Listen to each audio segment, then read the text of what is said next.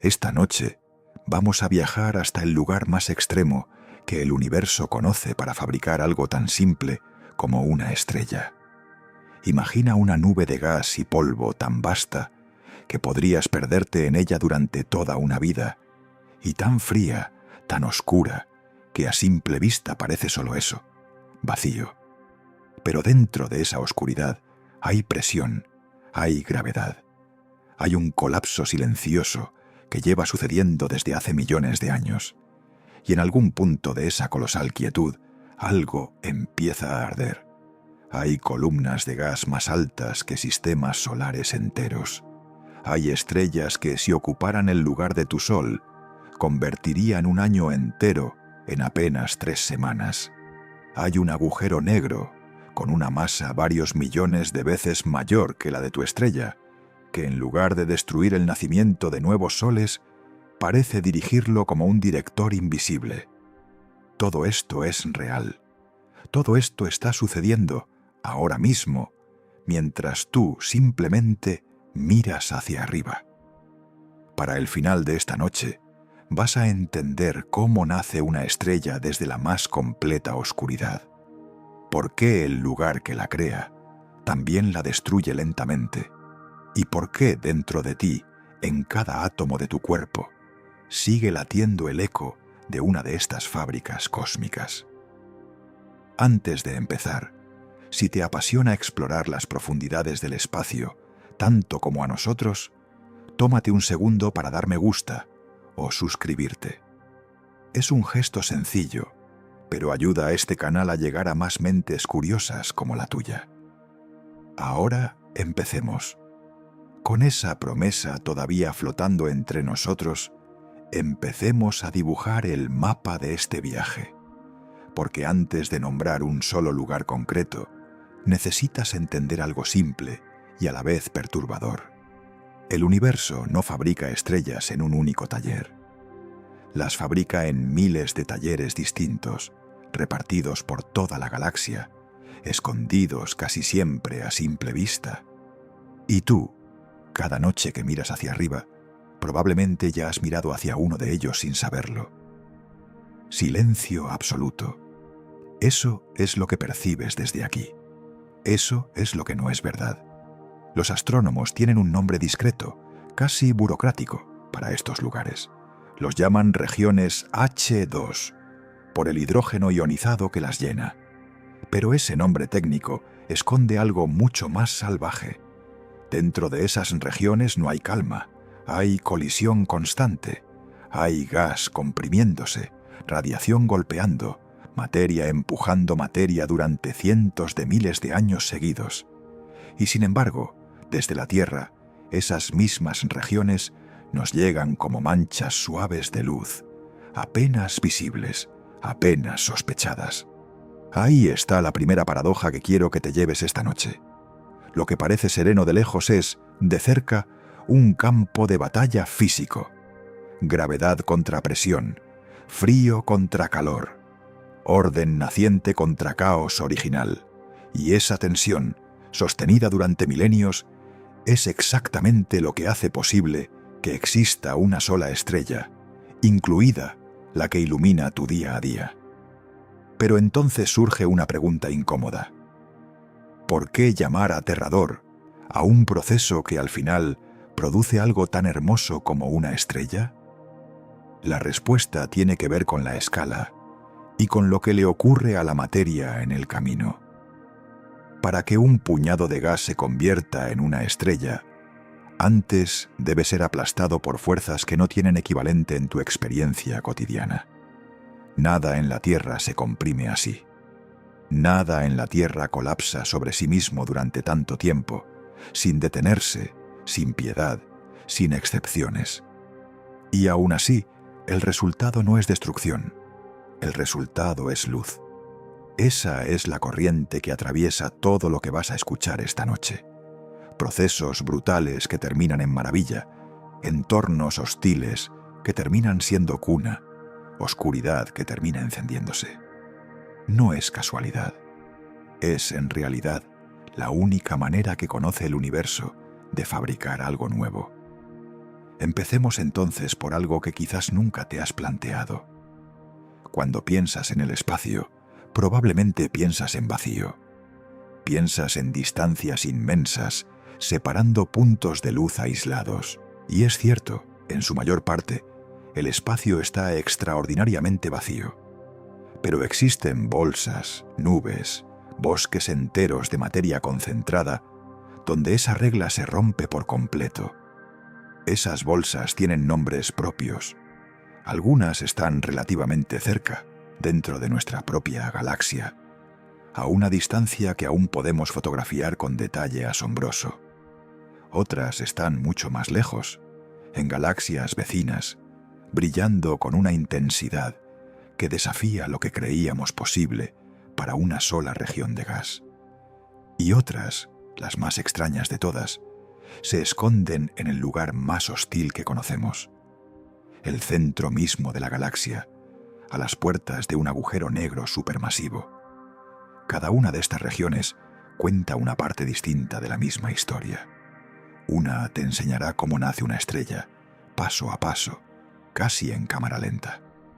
Otra te mostrará hasta dónde puede llegar la masa de una estrella antes de que la física misma empiece a dudar de sus propios límites, y la última te obligará a replantear algo que dabas por hecho, que un agujero negro solo destruye, nunca construye.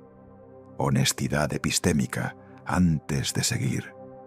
Mucho de lo que sabemos sobre estas fábricas estelares proviene de observaciones directas, confirmadas, repetidas por distintos telescopios y distintos equipos de investigación.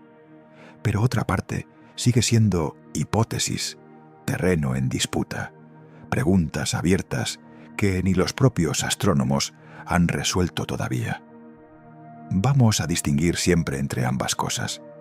Lo confirmado, lo probable y lo especulativo no son lo mismo, y tu tranquilidad esta noche depende de que sepamos diferenciarlos con cuidado. Hay algo más que quiero dejarte antes de avanzar. Estas regiones no son estáticas, no son fotografías fijas de un momento congelado. Son procesos en marcha, activos ahora mismo, mientras tú escuchas esto y probablemente ya casi duermes. La estrella que ves brillar en tu ventana esta noche pudo haber nacido en un lugar parecido a los que vamos a visitar. El calcio de tus huesos, el hierro de tu sangre, el oxígeno que respiras. Todo eso tiene un origen concreto, rastreable, en fábricas exactamente como estas. Así que no pienses en lo que viene como un simple recorrido turístico por lugares extraños. Piensa en ello como un regreso al lugar donde, en algún sentido profundo, comenzó todo lo que eres.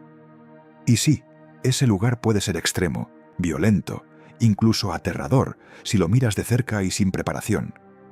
Pero también es, sin ninguna exageración, el origen de la luz. Empecemos entonces por el principio más honesto posible. No por el monstruo estelar, todavía no. No por el agujero negro, todavía no. Empecemos por la imagen más antigua y más estudiada que tenemos de este proceso. 3 columnas de gas y polvo, fotografiadas por primera vez hace ya 3 décadas, que se convirtieron, sin proponérselo, en el retrato más famoso jamás tomado del nacimiento de una estrella. Ese es nuestro primer destino esta noche. Y créeme, apenas estamos empezando a entender lo que esas columnas realmente esconden. Empecemos por algo que haces casi todas las noches sin pensarlo demasiado.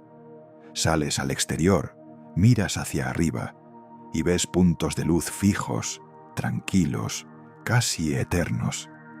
Los llamamos estrellas y damos por hecho que siempre han estado ahí y que siempre estarán. Es una suposición razonable, cómoda y en el fondo profundamente equivocada, porque cada uno de esos puntos de luz tuvo un instante exacto de nacimiento, y ese instante fue todo menos tranquilo. Cuando piensas en el cielo nocturno, probablemente lo imaginas como algo terminado, un decorado fijo, colocado ahí de una vez para siempre, que tú simplemente observas desde tu patio o tu ventana. Pero esa imagen es una ilusión óptica de la escala temporal humana. Las estrellas nacen, viven y mueren, solo que sus vidas se miden en millones de años, no en las 70 u 80 que dura la tuya. Y en algún lugar de la galaxia, en este mismo instante, alguna estrella nueva está encendiéndose por primera vez. Aquí está la primera revelación que quiero entregarte esta noche. Ese cielo que crees fijo es, en realidad, un registro incompleto. La luz que ves ahora mismo salió de esas estrellas hace años, décadas, siglos, a veces milenios. Estás mirando el pasado, no el presente. Y ese pasado incluye, escondido entre los puntos brillantes que sí reconoces, otros lugares mucho más tenues, mucho más difíciles de ver, donde ahora mismo se están gestando las próximas generaciones de estrellas. Para entender de verdad este proceso, tenemos que abandonar por un momento la idea de la estrella individual y pensar en su origen colectivo. Ninguna estrella nace sola. Nace acompañada, dentro de un grupo, dentro de una nube mucho más grande que ella misma. Y esa nube, antes de convertirse en algo brillante, atraviesa una fase larga, silenciosa y oscura, que rara vez aparece en las postales del espacio que solemos admirar. Esa fase oscura tiene un nombre. Los astrónomos la llaman nebulosa, una palabra que viene del latín y que significa simplemente niebla.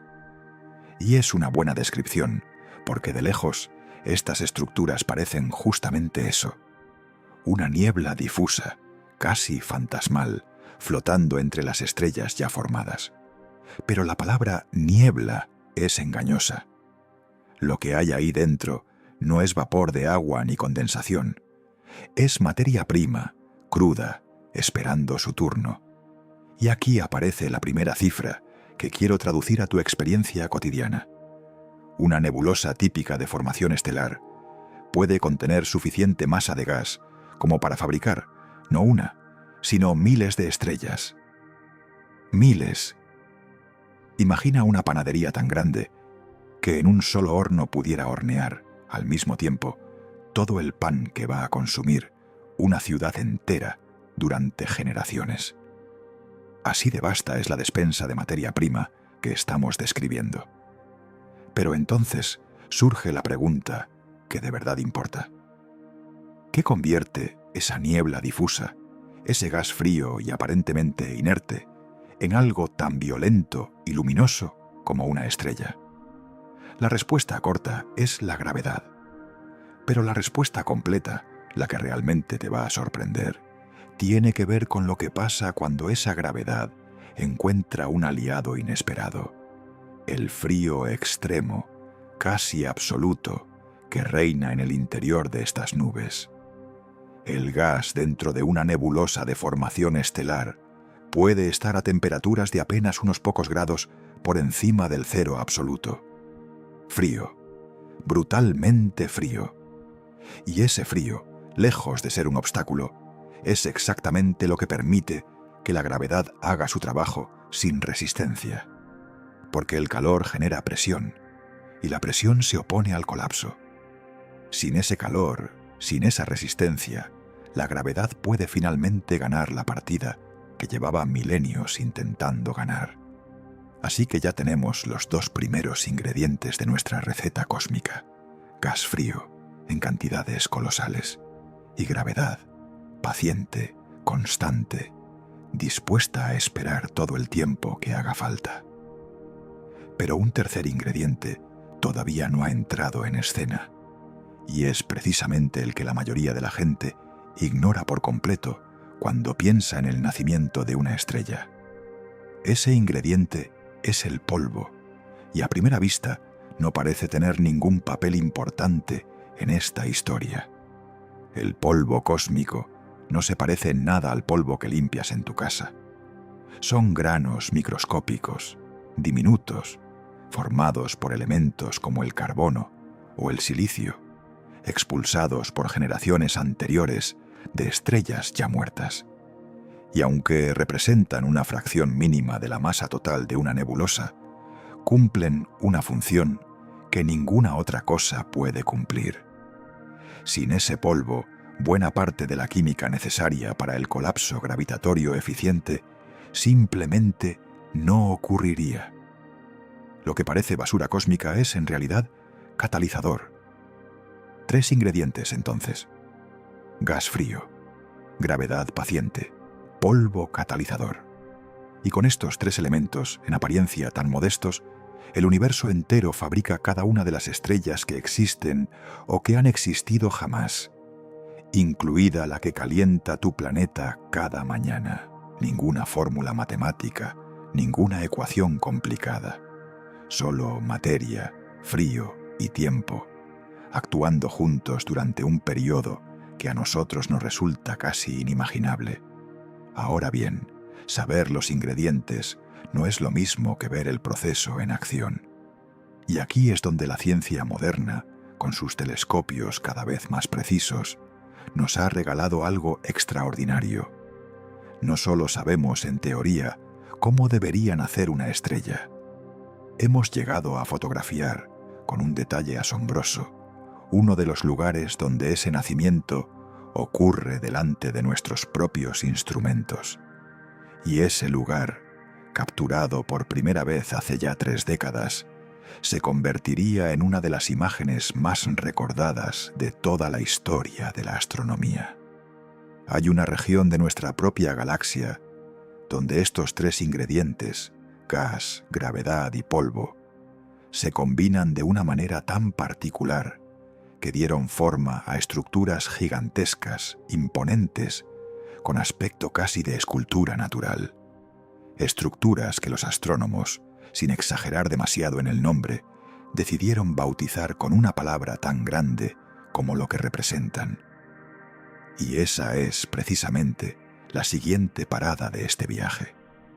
Esa región tiene nombre y tiene dirección exacta en el cielo. Si supieras hacia dónde mirar y tuvieras un telescopio modesto entre las manos, podrías apuntar hacia la constelación de la Serpiente y encontrarla tú mismo, sin necesidad de ningún observatorio profesional. Los astrónomos la llaman la nebulosa del Águila, y aunque el nombre evoca algo majestuoso que vuela, lo que en realidad describe es algo que, durante millones de años, ha permanecido casi inmóvil, gestando en silencio. Está a unos 7.000 años luz de la Tierra. Y quiero que te detengas un segundo en esa cifra, porque las cifras astronómicas, dichas así, sin más, no significan nada para nuestro cerebro. 7.000 años luz equivale a unos 66.000 billones de kilómetros, un número tan largo que ni siquiera suena a distancia, suena a error de imprenta. Así que pensémoslo de otra manera. La luz que hoy te llega de esa nube salió de allí cuando en la Tierra apenas empezaban a levantarse las primeras ciudades de piedra. Esa luz ha viajado todo ese tiempo, solo para llegar hasta tus ojos, esta noche. Y sin embargo, pese a esa distancia colosal, la nebulosa no es pequeña. Se extiende a lo largo de decenas de años luz, formando una nube tan vasta que si pudieras atravesarla en línea recta, necesitarías generaciones enteras de naves, viajando a la velocidad de la luz, para cruzarla de un extremo a otro. Dentro de ese espacio inmenso convive gas, convive polvo y convive algo más que todavía no te he presentado. Un cúmulo de estrellas jóvenes y calientes, recién nacidas, que iluminan y esculpen todo lo que las rodea. Aquí está el primer giro que quiero que integres en tu manera de imaginar el espacio.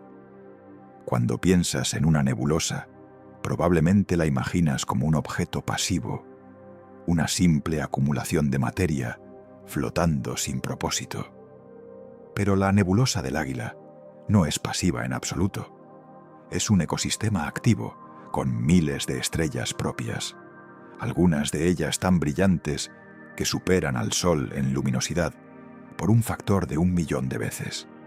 Esas estrellas no solo habitan la nube, la están moldeando, momento a momento, con su propia radiación. Y sin embargo, sigue sin verse fácilmente a simple vista.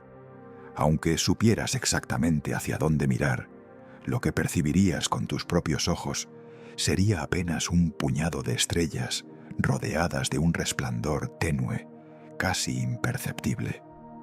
La verdadera arquitectura de la nube, sus columnas, sus texturas, sus formas escultóricas, permaneció invisible para la humanidad durante toda su historia, hasta que un instrumento capaz de mirar más lejos y con más detalle, finalmente se colocó en órbita. Esto nos lleva a una pregunta que quizás ya te estabas haciendo. ¿Por qué necesitamos telescopios espaciales para ver algo que en teoría ya está ahí, brillando?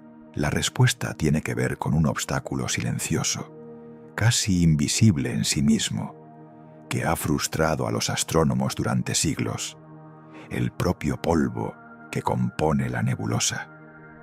Ese mismo ingrediente catalizador que permite el nacimiento de las estrellas es también una cortina, densa y opaca, que bloquea buena parte de la luz visible que intentamos captar desde la Tierra. Piensa en ello como intentar fotografiar el interior de una habitación llena de humo espeso. Sabes que hay algo ahí dentro. Intuyes las formas, las siluetas, el movimiento.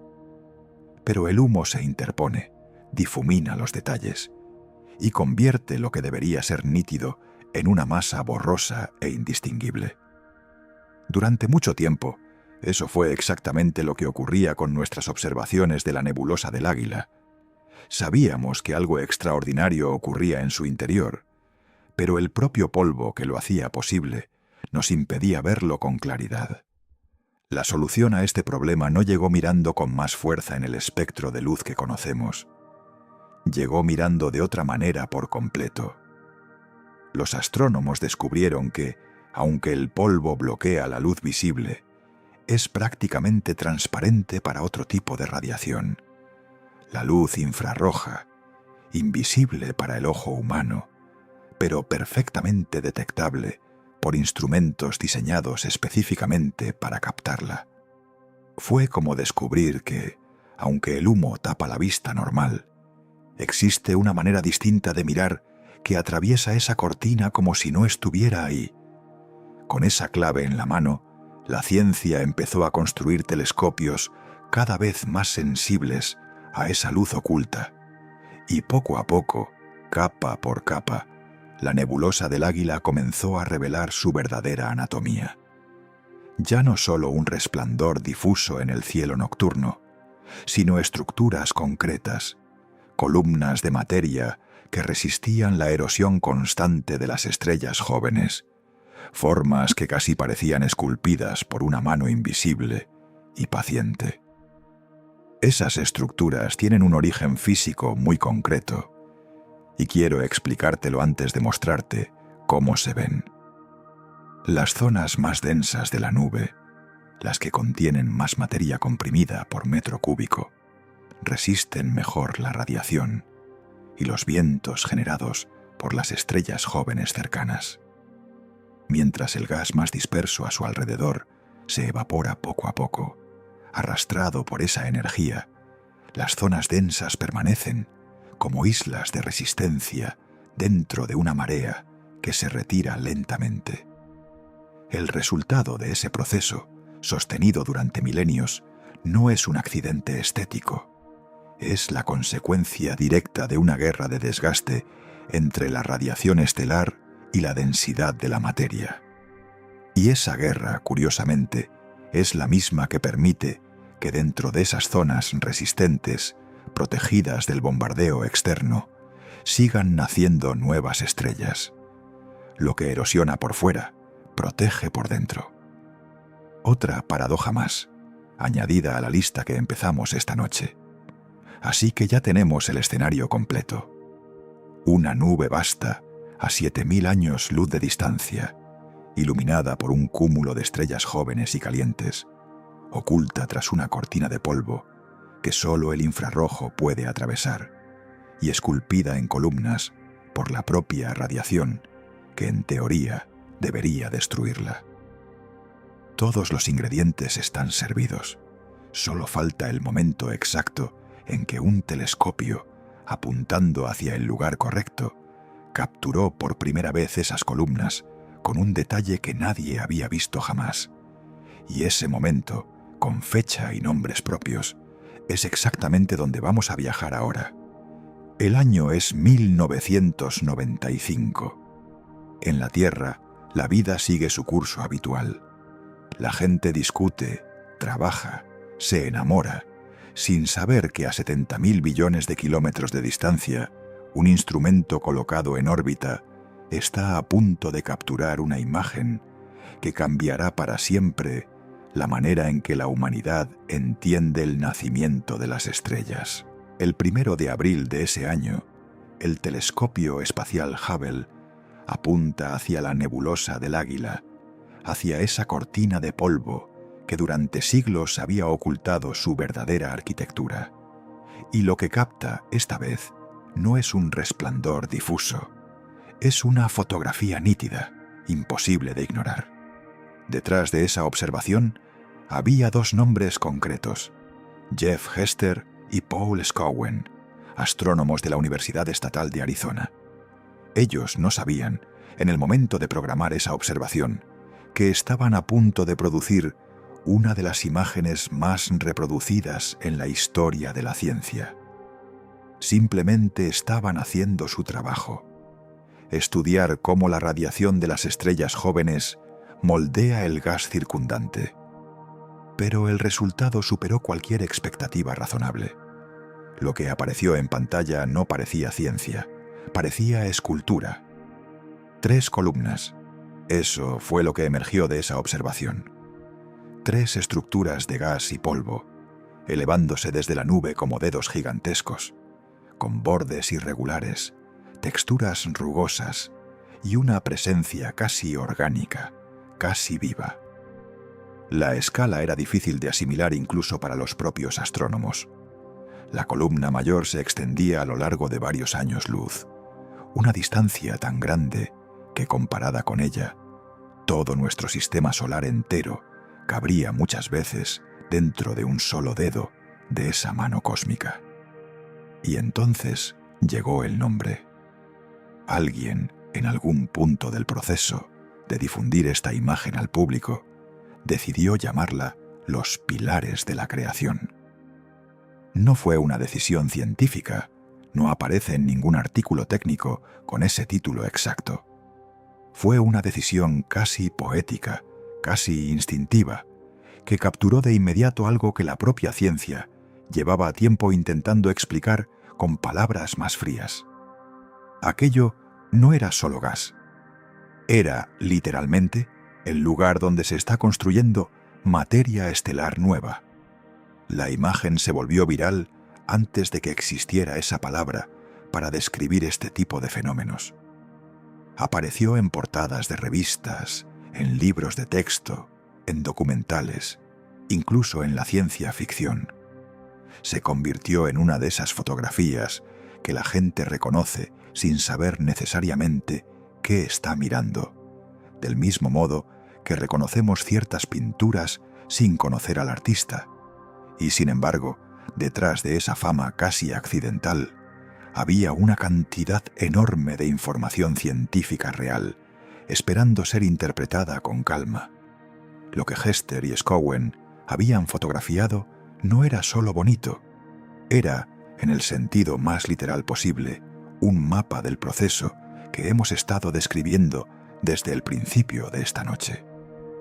Las zonas más densas de gas, resistiendo la erosión de la radiación cercana, habían tomado la forma de esas columnas precisamente porque el material menos denso a su alrededor ya se había evaporado. Estábamos viendo, congelado en una sola fotografía, el resultado visible de una guerra de desgaste que llevaba miles de años en marcha. Y dentro de esas columnas, si mirabas con suficiente atención, aparecían pequeños glóbulos, protuberancias en los extremos, como nudos en la punta de cada dedo. Los astrónomos sospecharon casi de inmediato lo que eran: bolsas de gas todavía más densas, en proceso de colapso gravitatorio, candidatas directas a convertirse en estrellas nuevas en un futuro relativamente cercano, medido en escalas cósmicas. La fotografía no solo mostraba el escenario del nacimiento estelar, mostraba, señalados casi con precisión quirúrgica, los lugares exactos donde ese nacimiento estaba ocurriendo. Pero aquí conviene detenerse en algo importante, algo que se perdió un poco entre tanta fascinación pública por la imagen. Lo que el Hubble había fotografiado en 1995 era, sobre todo, luz visible. Y como ya sabes, la luz visible tiene un problema serio cuando se trata de atravesar polvo denso. Se bloquea, se dispersa, se pierde antes de llegar al observador.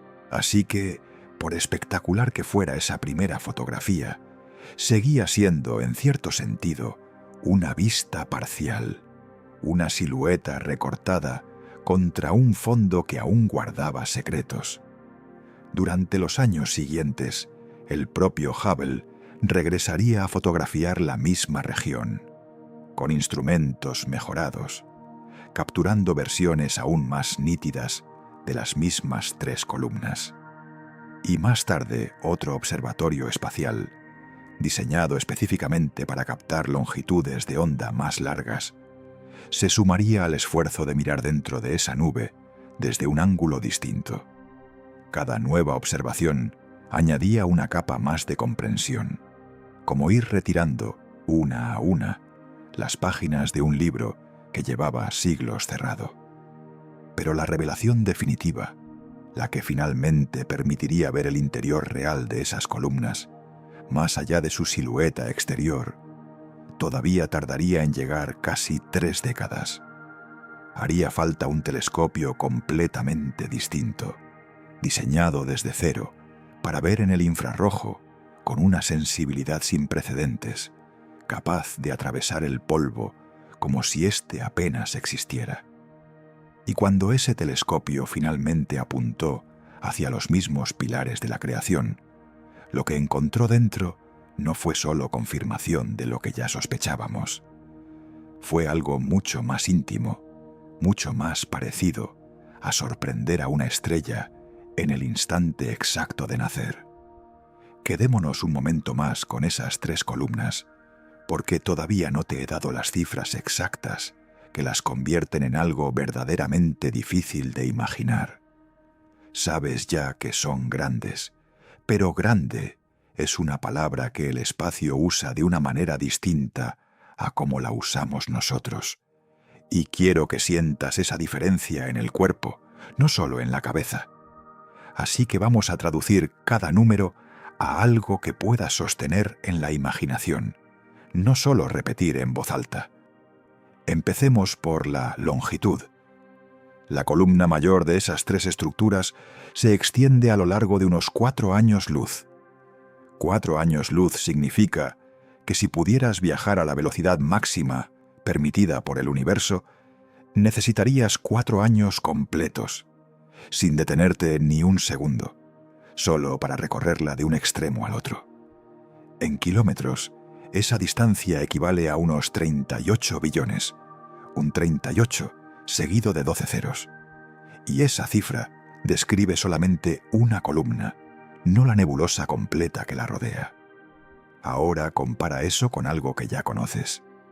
Nuestro sistema solar entero, desde el Sol hasta los confines helados, donde flotan los últimos cometas, mide una fracción diminuta de esa distancia. Podrías colocar nuestro sistema solar completo, con todos sus planetas, sus lunas, sus cinturones de asteroides, uno detrás de otro, cientos de veces, y todavía no llegarías al final de esa sola columna de gas. Eso es lo que significa, en la práctica, cuando decimos que algo mide varios años luz. Pero la longitud es solo una dimensión. Y quizás no la más sorprendente.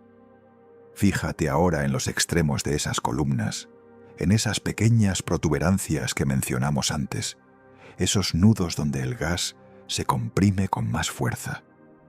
Aunque parezcan diminutos comparados con el resto de la estructura, cada uno de esos nudos es, por sí solo, mayor que todo nuestro sistema solar. No mayor que la Tierra, no mayor que el Sol, mayor que la totalidad del sistema solar completo, con Neptuno incluido en el cálculo. Detente un segundo en esa idea. Lo que parece un simple bulto en la punta de un dedo cósmico, casi un detalle decorativo dentro de la fotografía, es en realidad más vasto que el hogar planetario completo de la especie humana. Y dentro de ese bulto concreto, en este preciso momento, la gravedad sigue trabajando, comprimiendo materia, acercando lentamente ese gas al punto en que finalmente se convertirá en una estrella nueva. Pequeño en la imagen, colosal en la realidad. Esta desproporción entre lo que vemos y lo que realmente existe es, quizás, la lección más importante de este capítulo. Nuestro cerebro, entrenado durante toda una vida para juzgar tamaños dentro de una habitación, dentro de una ciudad, dentro de un planeta, simplemente no tiene las herramientas necesarias para procesar estas cifras de manera intuitiva. Y por eso necesitamos constantemente esta clase de comparaciones. No como un adorno narrativo, como una traducción imprescindible entre dos idiomas, el lenguaje del universo y el lenguaje de tu experiencia cotidiana. Hablemos ahora de otra cifra, quizás menos visual pero igual de reveladora. La cantidad de materia contenida en toda la nebulosa. No hablamos de una nube pequeña con un poco de gas disperso. Hablamos de una acumulación de materia capaz de fabricar, con el tiempo, miles de estrellas nuevas, cada una potencialmente con su propio sistema planetario. Es, en el sentido más literal, una fábrica con reservas suficientes para operar durante millones de años sin quedarse sin materia prima. Y dentro de esa fábrica colosal conviven también miles de estrellas ya nacidas, agrupadas en un cúmulo relativamente joven que ilumina la región desde dentro. Algunas de esas estrellas brillan con una intensidad que multiplica por 1.000.000 la luminosidad de nuestro propio Sol.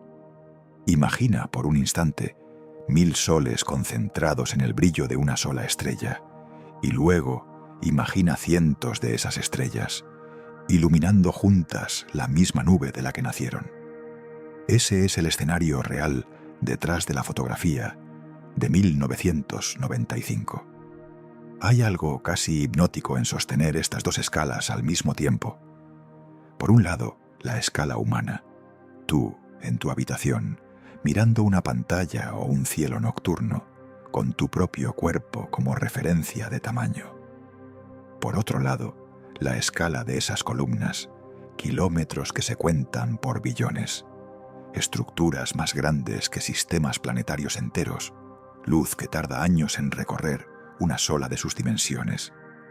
Y sin embargo, ambas escalas describen el mismo universo, el mismo tejido de materia y energía del que tú también formas parte. Ahora bien, toda esta inmensidad plantea una pregunta que quizás ya te ronda la cabeza. Si esas columnas son tan vastas, tan densas, tan cargadas de material en proceso de colapso, ¿qué es exactamente lo que ocurre dentro de ellas, paso a paso, para que ese gas comprimido termine convirtiéndose en una estrella encendida? Ya hablamos de los ingredientes básicos: gas frío, gravedad paciente, polvo catalizador.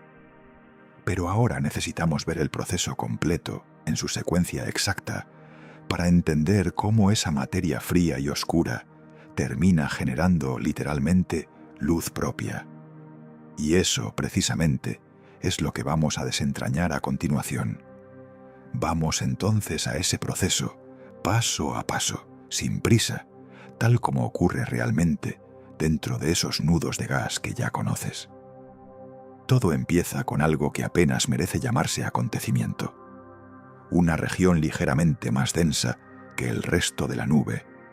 Un pequeño exceso de masa en un punto concreto del espacio. Nada dramático todavía. Solo una diferencia mínima, casi insignificante, entre ese punto y el gas que lo rodea.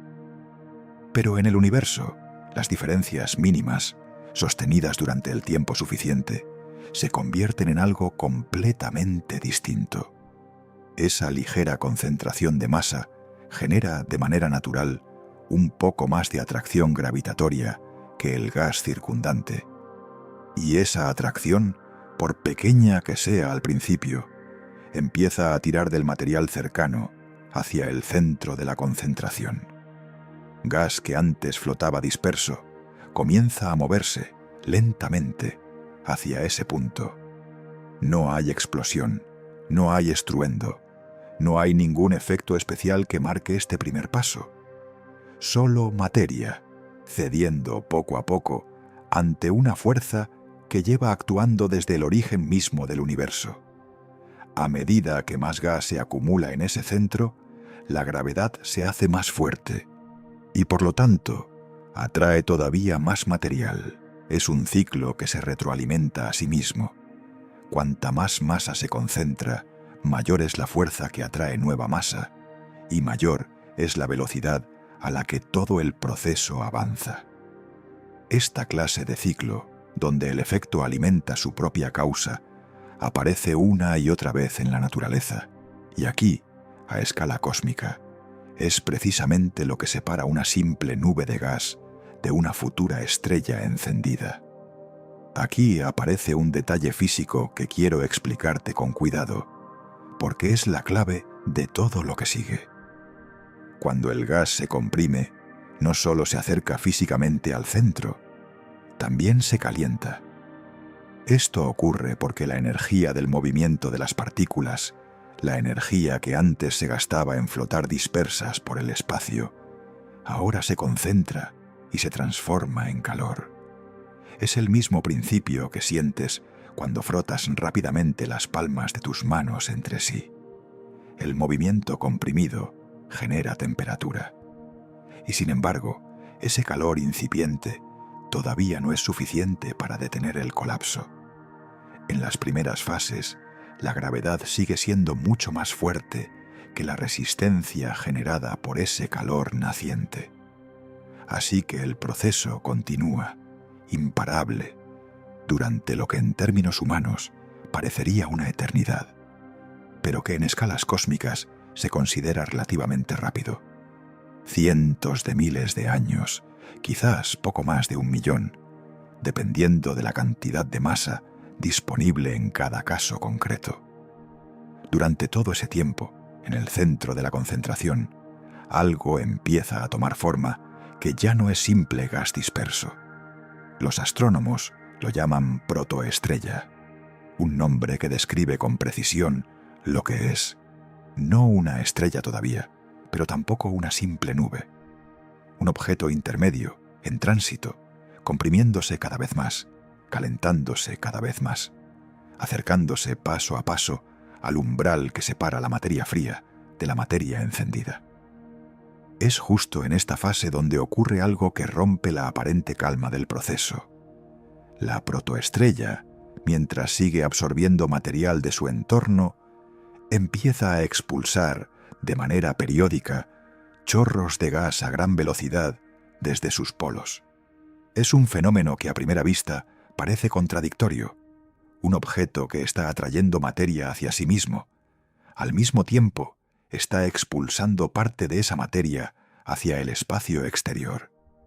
Pero esta expulsión cumple una función esencial. Libera el exceso de energía y de momento angular que, de otro modo, impediría que el colapso continuara con normalidad. Cuando esos chorros de gas expulsados chocan contra el material circundante, generan una energía visible que los telescopios pueden detectar directamente. Ese choque calienta las moléculas de hidrógeno cercanas y ese calentamiento produce un resplandor característico, de un rojo intenso, casi como lava incandescente vista a distancia. Ese brillo carmesí que a veces aparece en las fotografías de nebulosas de formación estelar no es decoración artística del telescopio. Es la firma directa, real, de una protoestrella en pleno proceso de nacimiento, respirando fuego mientras todavía se está formando. Mientras tanto, en el núcleo de esa protoestrella, la temperatura sigue aumentando sin descanso. Cientos de grados se convierten en miles, miles se convierten en millones. Y en algún punto de ese ascenso térmico se alcanza un umbral extraordinariamente preciso. La temperatura y la presión necesarias para que los núcleos de hidrógeno empiecen a fusionarse entre sí, liberando una cantidad de energía que ninguna reacción química conocida en la Tierra podría siquiera aproximar. Ese instante exacto es el verdadero nacimiento de la estrella. No el primer momento en que el gas empezó a concentrarse, sino este segundo preciso en que la fusión nuclear se enciende y se mantiene por sí misma. A partir de ese punto, la estrella ya no depende únicamente del colapso gravitatorio para generar calor. Genera su propia energía, desde su propio núcleo, de manera sostenida, durante millones o incluso miles de millones de años, dependiendo de su masa inicial. Y con ese encendido llega también el primer equilibrio verdadero de toda esta historia. La gravedad sigue empujando hacia adentro, intentando comprimir la estrella más y más. Pero ahora, por primera vez, existe una fuerza opuesta capaz de resistir esa presión. La energía liberada por la fusión nuclear, empujando hacia afuera con la misma intensidad. Gravedad contra fusión, compresión contra expansión. Ese equilibrio, sostenido durante toda la vida útil de la estrella, es lo que le permite brillar de manera estable, sin colapsar sobre sí misma ni explotar de inmediato. Así nace, sin excepciones, cada estrella que has visto en tu vida. Gas frío, concentración gravitatoria, calentamiento progresivo, chorros de material expulsado y finalmente fusión nuclear sostenida. Un proceso lento, silencioso, invisible a simple vista, que sin embargo produce el fenómeno más luminoso y energético que existe en el universo conocido. Y ahora que entiendes esta secuencia completa, estás preparado para algo todavía más sorprendente: descubrir qué papel juega en todo este proceso el elemento que menos protagonismo parecía merecer al principio de esta historia. Volvamos entonces a ese ingrediente que mencionamos casi de pasada al principio de este recorrido, porque merece mucho más protagonismo del que le hemos dado hasta ahora. El polvo cósmico. Una palabra que suena, en el mejor de los casos, a algo irrelevante y en el peor a algo molesto. En tu casa, el polvo es lo que limpias los sábados por la mañana, lo que se acumula sobre los muebles cuando nadie presta atención. Y sin embargo, en el espacio, ese mismo concepto describe uno de los materiales más importantes para la existencia de todo lo que conoces. Empecemos por desmontar la confusión más obvia. El polvo cósmico no tiene nada que ver con el polvo doméstico. No son fibras de tela ni células de piel muerta. Son granos diminutos, microscópicos, formados principalmente por carbono y por compuestos de silicio, con tamaños que rondan apenas una fracción de milímetro, o incluso menos. Y estos granos no aparecieron de la nada. Son, literalmente, los restos de estrellas anteriores, expulsados al espacio cuando esas estrellas llegaron al final de su vida. Aquí aparece una idea que quizás no habías considerado. Cada grano de ese polvo cósmico tiene una historia previa. Fue parte de una estrella que ya no existe, forjado en su interior mediante procesos de fusión nuclear, y luego liberado al espacio cuando esa estrella murió, ya fuera de manera violenta o de manera gradual.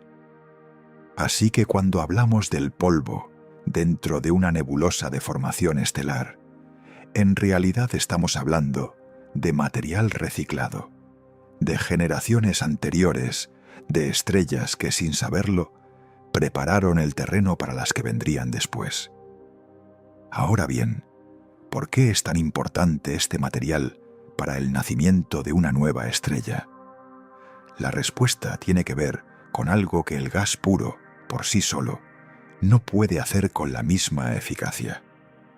El polvo actúa como una superficie, como un punto de encuentro, donde los átomos y las moléculas del gas pueden reunirse y formar compuestos más complejos, incluyendo el hidrógeno molecular, que resulta imprescindible para el colapso gravitatorio eficiente que ya describimos. Sin esas superficies microscópicas, muchas de las reacciones químicas necesarias para preparar el gas antes del colapso simplemente ocurrirían con muchísima menos frecuencia. El polvo funciona, en cierto sentido, como un catalizador en una reacción industrial. No es el ingrediente principal, no es lo que finalmente compone la mayor parte de la estrella, pero sin su presencia, todo el proceso se ralentiza de manera drástica, o incluso deja de ocurrir por completo en las condiciones necesarias.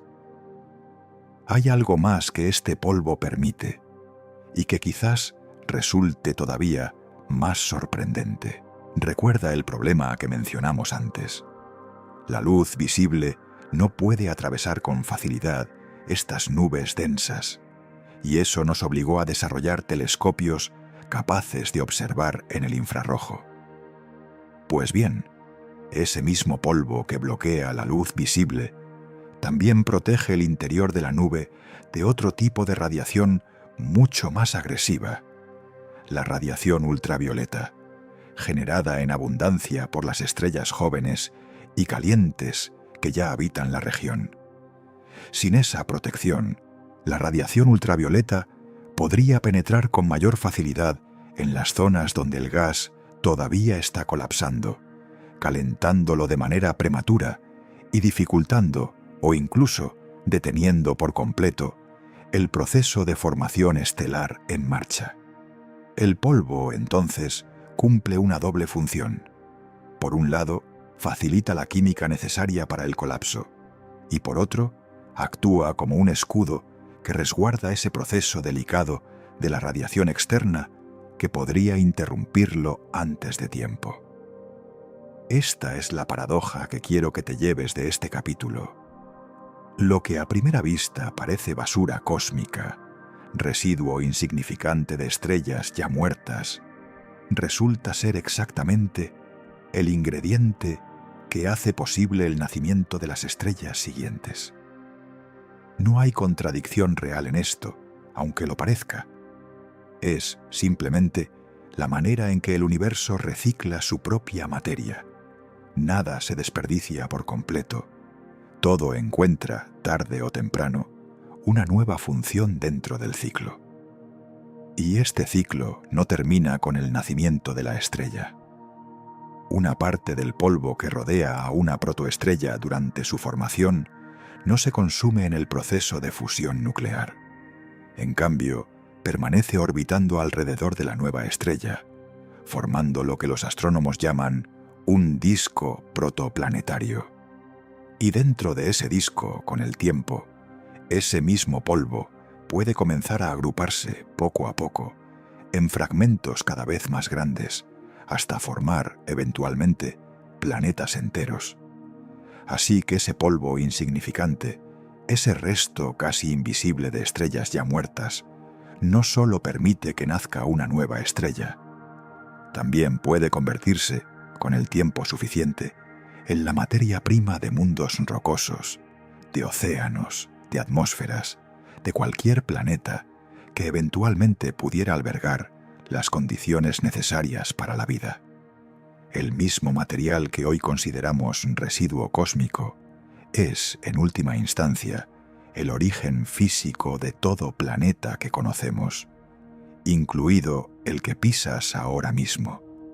Quiero que sostengas esta idea un momento, porque conecta directamente con algo que mencionamos al principio de esta noche. El calcio de tus huesos, el hierro de tu sangre, el oxígeno que respiras, todo eso estuvo, en algún momento remoto de la historia del universo, disperso como polvo dentro de una nebulosa como la que hemos estado explorando.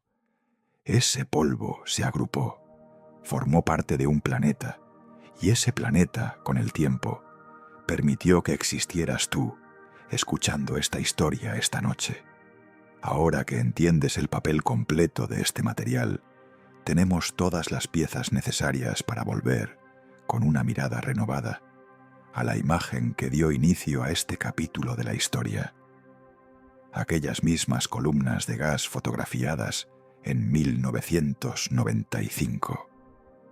Porque casi 30 años después, un telescopio diseñado específicamente para atravesar ese polvo con una precisión sin precedentes, regresaría a mirar exactamente el mismo lugar. Y lo que encontraría dentro de esas columnas, esta vez, no sería solo su silueta exterior. Sería el interior mismo del proceso que hemos estado desentrañando. El año es 2022. Casi 3 décadas han pasado desde aquella primera fotografía de Hester y Scowen, y en ese tiempo la tecnología de observación espacial ha avanzado de una manera que ni ellos mismos habrían podido predecir con exactitud. El 19 de octubre de ese año, un telescopio completamente nuevo, diseñado desde cero para ver el universo en el infrarrojo, con un nivel de detalle sin precedentes, apunta sus instrumentos hacia el mismo lugar exacto que hizo famoso al Hubble. Ese telescopio se llama James Webb, y lo que está a punto de capturar dejará obsoleta, en cuestión de segundos, la comprensión que teníamos de esta región.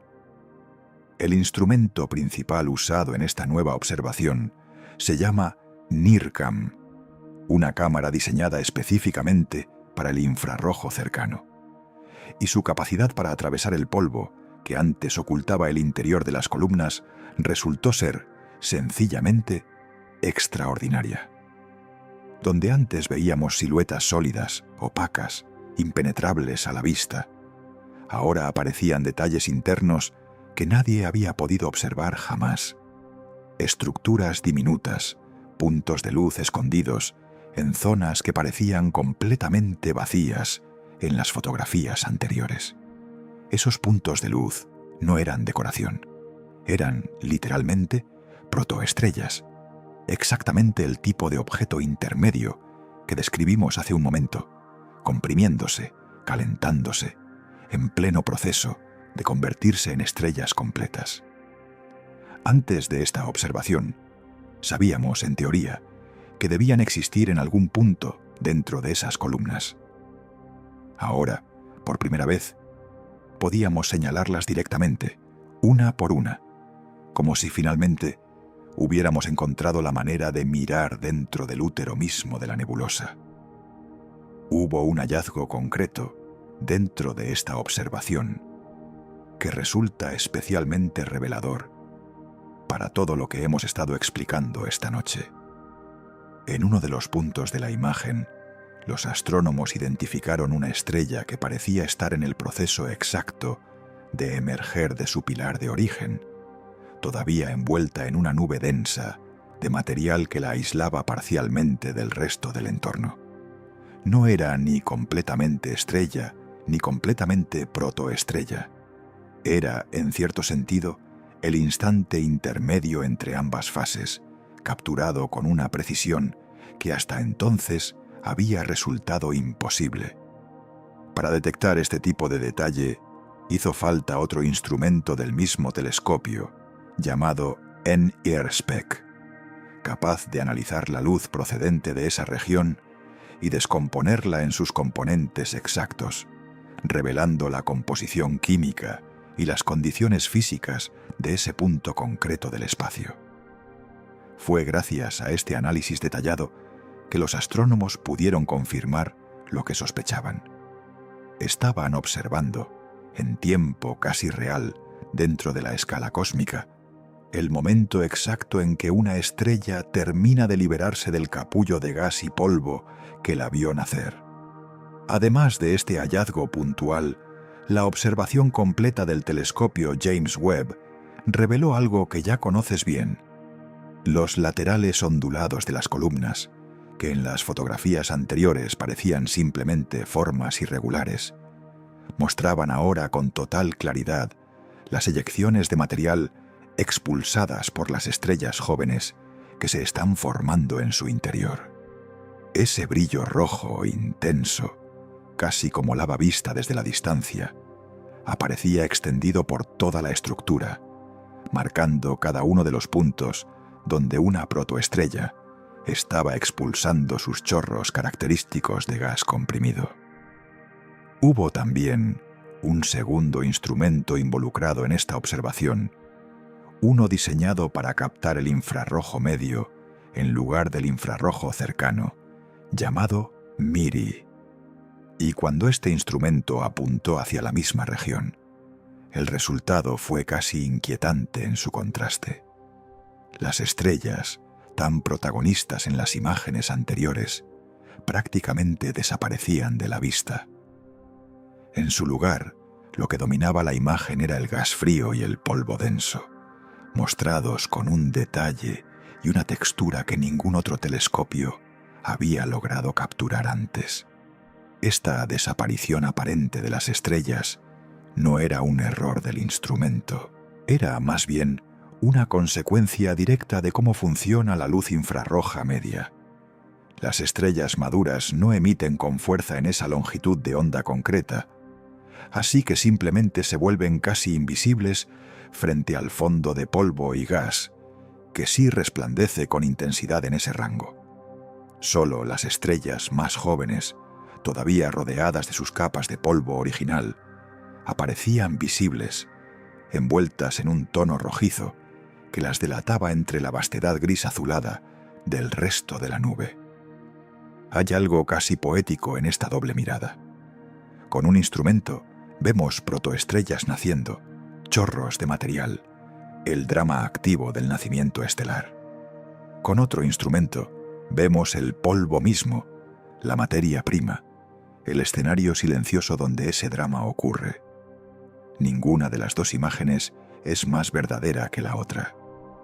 Son simplemente dos capas distintas de la misma realidad, reveladas gracias a la capacidad del James Webb de mirar en frecuencias que el ojo humano nunca podrá percibir directamente.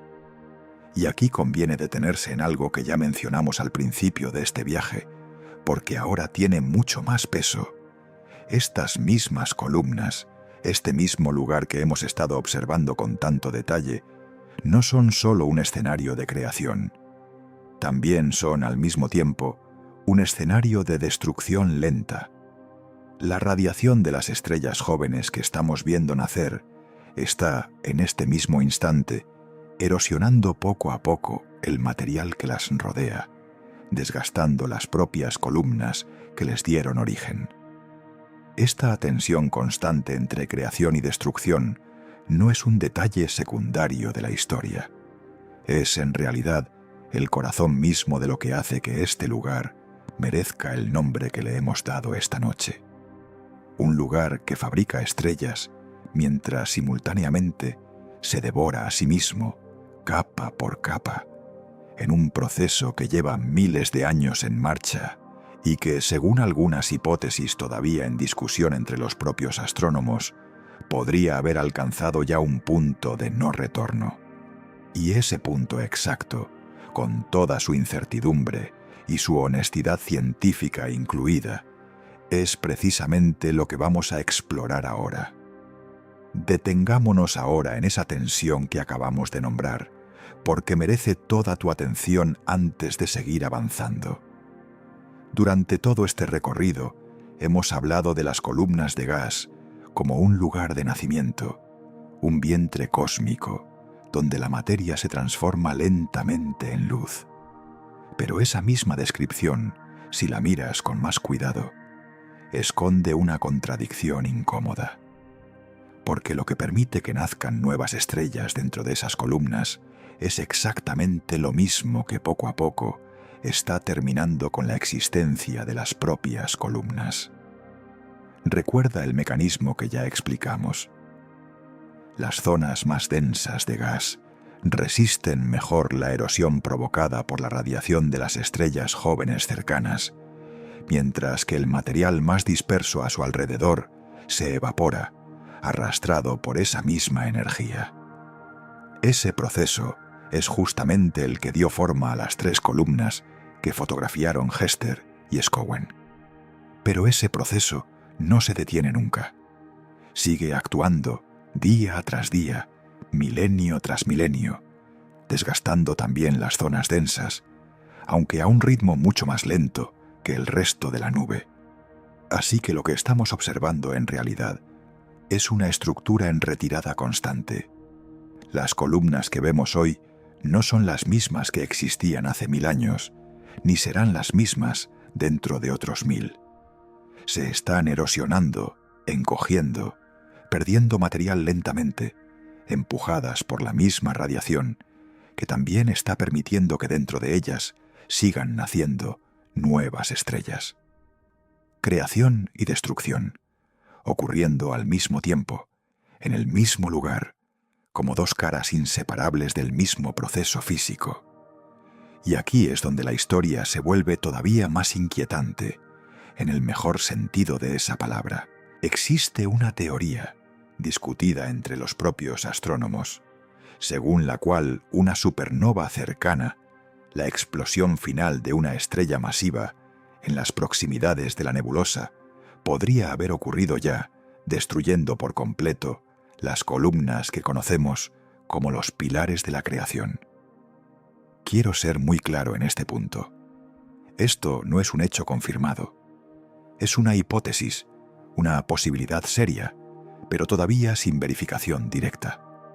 La razón por la que esta posibilidad resulta tan difícil de confirmar o descartar tiene que ver con algo que ya mencionamos al principio de esta noche: la velocidad de la luz y lo que implica para nuestra manera de observar el universo. La nebulosa se encuentra a unos 7000 años luz de distancia. Eso significa que la luz que hoy recibimos de esa región salió de allí hace 7000 años. Si algo hubiera destruido las columnas ayer, en términos cósmicos, no lo sabríamos hasta dentro de 7000 años más, cuando esa nueva luz finalmente llegue hasta nuestros telescopios. Siéntate con esa idea un momento, porque es de las más extrañas que vamos a compartir esta noche. Es perfectamente posible, dentro de lo que la física permite, que las columnas fotografiadas en 1995 ya no existan en el presente. Que en este mismo instante, mientras tú escuchas esto, esa estructura colosal ya haya sido barrida por la onda expansiva de una supernova cercana. Y sin embargo, seguiríamos viéndola exactamente igual durante miles de años más, porque la luz que nos llega es literalmente un mensaje del pasado, no una transmisión en directo del presente. Esta es la honestidad epistémica que hemos ido prometiendo desde el principio de este viaje. No sabemos, con certeza absoluta, si las columnas siguen existiendo tal como las vemos. Lo que sabemos, con total seguridad, es que están siendo erosionadas, lenta pero constantemente, por la radiación de las estrellas que ellas mismas ayudaron a crear. Y lo que sospechamos, sin poder confirmarlo todavía, es que ese proceso de desgaste podría haberse visto acelerado en algún punto de los últimos milenios por un evento mucho más violento y repentino. Hay algo profundamente humano en esta incertidumbre, aunque hablemos de un fenómeno completamente ajeno a la experiencia humana. Todos hemos sentido en algún momento esa sensación extraña de admirar algo, una fotografía, un recuerdo, una persona querida, sin saber con certeza si ese algo sigue existiendo exactamente como lo recordamos. La luz de las estrellas nos coloca, sin excepción, en esa misma posición. Admiramos constantemente ecos del pasado, proyectados sobre el presente, sin poder verificar en tiempo real si lo que vemos sigue siendo verdad. Pero quiero que te quedes también con la otra cara de esta paradoja, porque no todo en ella es incertidumbre inquietante. Incluso si en algún momento una supernova hubiera terminado con la existencia física de estas columnas, el proceso que ellas representan no se detendría por eso.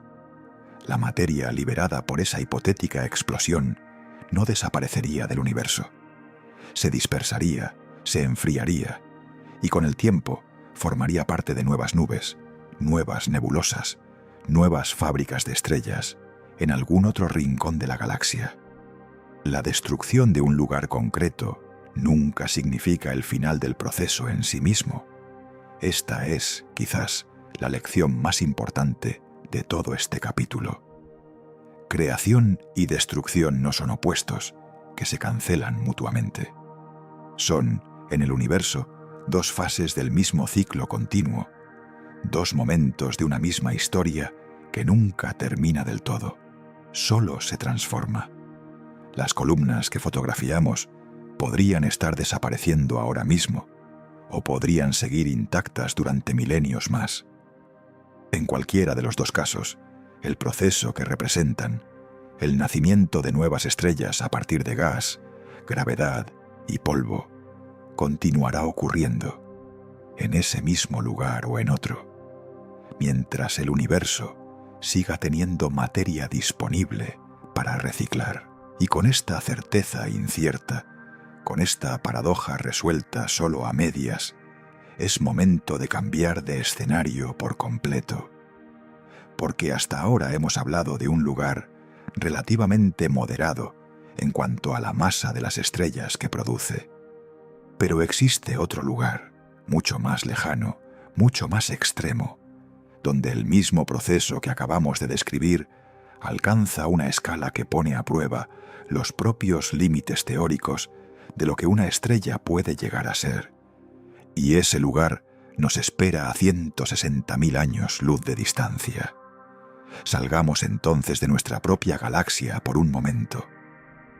Todo lo que hemos explorado hasta ahora, las columnas de gas, las protoestrellas, los chorros de material expulsado, ocurría dentro de la Vía Láctea, nuestro propio hogar galáctico. Pero el universo no limita sus fábricas de estrellas a un solo rincón del espacio. Y si viajamos 160.000 años luz en una dirección concreta, llegamos a un lugar que hace que todo lo anterior parezca, en comparación, moderado y tranquilo. Ese lugar se encuentra dentro de la Gran Nube de Magallanes, una galaxia satélite mucho más pequeña que la nuestra, que orbita a la Vía Láctea como una compañera fiel y distante. Y dentro de esa galaxia menor existe una región de formación estelar tan intensa, tan descomunal, que los astrónomos la consideran la más activa de todo el grupo local.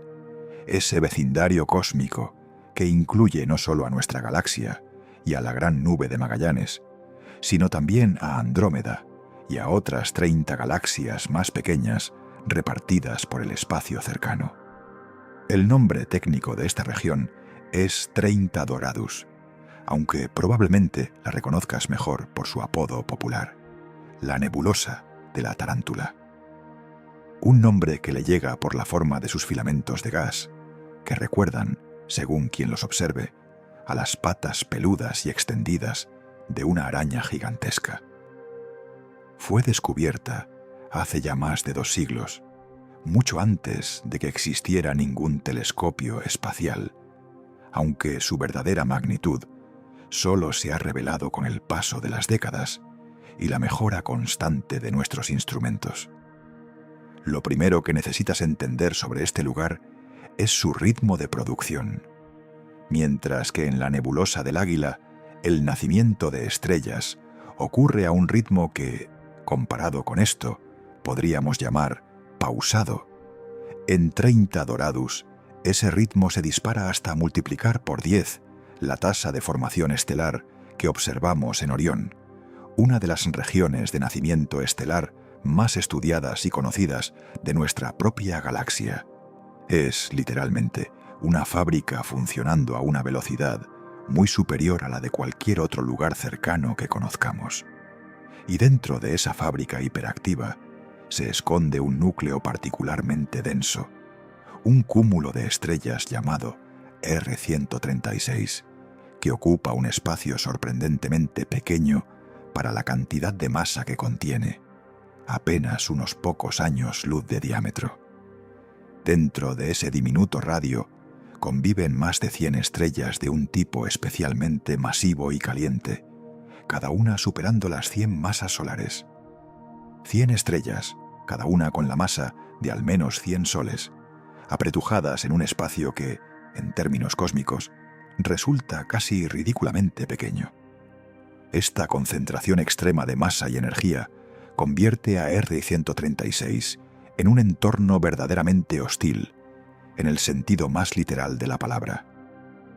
La radiación combinada de tantas estrellas masivas y jóvenes genera vientos estelares de una intensidad descomunal, capaces de esculpir y remodelar el gas circundante con una violencia mucho mayor que la que observamos en la nebulosa del Águila. Aquí, la guerra entre creación y destrucción que ya conocemos se libra a una escala completamente distinta, con protagonistas mucho más poderosos. Para entender por qué ocurre esta concentración tan extrema en un solo lugar, conviene recordar algo que ya sabemos sobre el proceso de formación estelar. Cuanto mayor es la cantidad de gas disponible y cuanto más denso es ese gas al comenzar el colapso, mayor puede ser la masa final de la estrella resultante.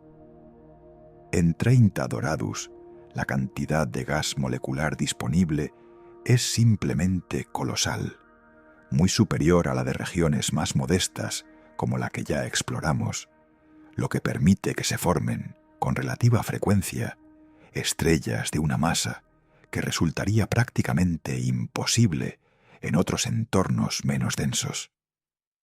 Un equipo de investigadores, utilizando un telescopio de gran tamaño, ubicado en Chile, llevó a cabo hace algunos años un estudio detallado sobre esta cuestión, analizando cientos de estrellas masivas dentro de 30 Doradus, para entender mejor cómo se distribuyen sus masas. El resultado sorprendió incluso a los propios investigadores. La región había producido muchas más estrellas masivas de las que los modelos teóricos predecían. El propio investigador principal de ese estudio reconoció públicamente su sorpresa, admitiendo que no esperaban encontrar un exceso tan marcado de gigantes estelares en un solo lugar. Este hallazgo no es un detalle menor dentro de la astrofísica. Cuestiona directamente los modelos que utilizamos para predecir cuántas estrellas masivas debería producir una región de formación estelar determinada, en función de la cantidad de gas disponible. Si esos modelos fallan en un lugar tan bien estudiado como 30 Doradus, es probable que también necesiten ajustes para entender otras regiones similares repartidas por el universo, incluyendo posiblemente algunas de las primeras galaxias que existieron tras el origen mismo del cosmos. Hay algo que quiero que retengas de este capítulo, antes de avanzar hacia lo que viene. 30. Doradus no es solo un lugar más extremo que la nebulosa del Águila. Es, en cierto sentido, un laboratorio natural que pone a prueba los propios límites de lo que la física estelar considera posible. Y precisamente en el corazón de ese laboratorio, dentro del diminuto cúmulo de R136, se esconde una sola estrella que, más que ninguna otra conocida en todo el universo, ha obligado a los científicos a replantearse esos límites una y otra vez. Esa estrella tiene nombre propio y merece un capítulo completo solo para ella.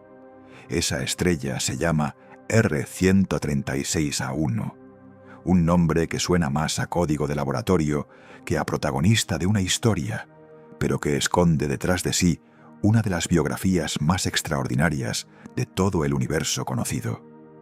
Ubicada justo en el centro del cúmulo que exploramos hace un momento, R136A1 ostenta un título que ningún otro objeto estelar conocido ha logrado arrebatarle todavía. Es, hasta donde la ciencia puede confirmar hoy, la estrella más masiva jamás detectada en todo el cosmos observable. Durante años, los astrónomos estimaron que su masa rondaba entre 250 y 300 veces la masa de nuestro Sol. Ya esa cifra, por sí sola, resultaba difícil de imaginar.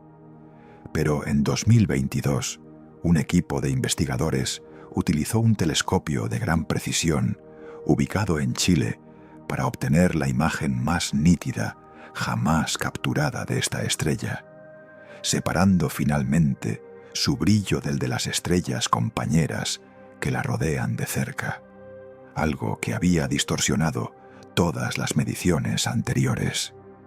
El resultado de esa nueva observación sorprendió incluso a quienes la realizaron. La masa real de R136A1, según estos datos más precisos, sería considerablemente menor de lo que se pensaba, entre 170 y 230 masas solares. Una revisión drástica, casi 100 masas solares menos que las estimaciones anteriores.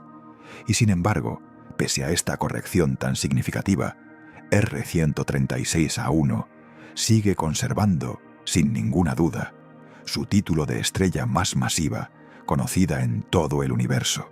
Quiero detenerme aquí, porque este momento concreto de la historia contiene una lección que va mucho más allá de la astrofísica. El propio investigador principal de ese estudio declaró públicamente algo que pocas veces escuchamos de boca de un científico frente a su propio hallazgo. Reconoció sin rodeos que la estrella más masiva que conocemos, en realidad, no es tan masiva como pensábamos previamente.